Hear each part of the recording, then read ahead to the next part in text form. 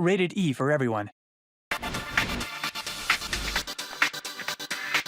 One of the new things we want to do is make it so that you can create a driver and feel like that's the person who is your hero who's in the race racing. With the career mode, what we've done is we've started you off in a car where you don't have any sponsors. At the beginning, the first question that you're asked is like, well, do you want this to be a Chevy, a Ford, or a Toyota? Throughout the year, you're actually going to get offers.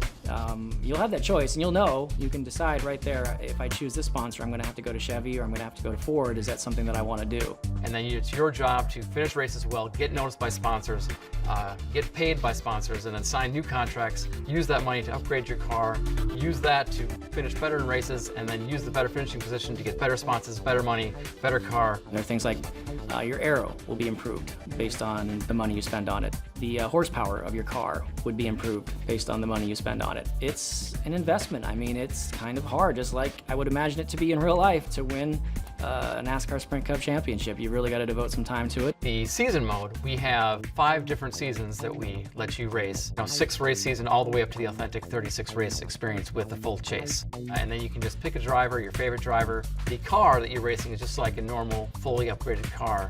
And so you right from the get-go, you'll be very competitive with the AI, and you'll be able to work your way through and hopefully win the championship. For damage in NASCAR Heat Evolution, we have no damage, of course, which means you can just beat and bang all you want. It won't affect you at all. Then we have light damage and full damage. Light damage is, hit some walls, hit some other cars. You won't see as much damage on the car. Full damage is like you would expect in a NASCAR race on Sunday.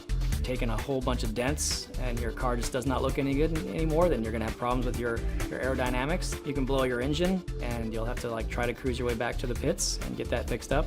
So there's a full array of options and bad things that can happen to you if you don't take care of your car. So we're super excited about online multiplayer in NASCAR Heat Evolution because we're finally at 40 players. There have been a lot of NASCAR games that have come out over the past 2 decades or so, and they've never been able to get a full field of stock cars playing online. And this year, we're excited to say that we can. We've got 40 human players in online racing. Our goal for multiplayer is to make it so that anybody who wants to do it can do it and feel like they're in the right spot. We've got 3 lobby types. We've got no rules, normal, and hosted. No rules is an area where the casual player is going to be able to go.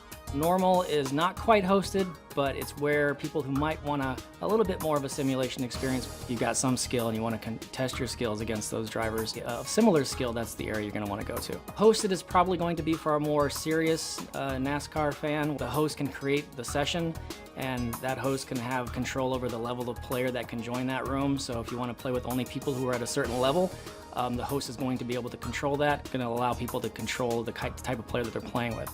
And that hopefully will allow everybody who wants to get a certain NASCAR experience to go in and enjoy it the way that they can. It's just been a great time, and I think everybody who plays this is going to enjoy and appreciate the fact that their racing experience is going to be solid from start to finish.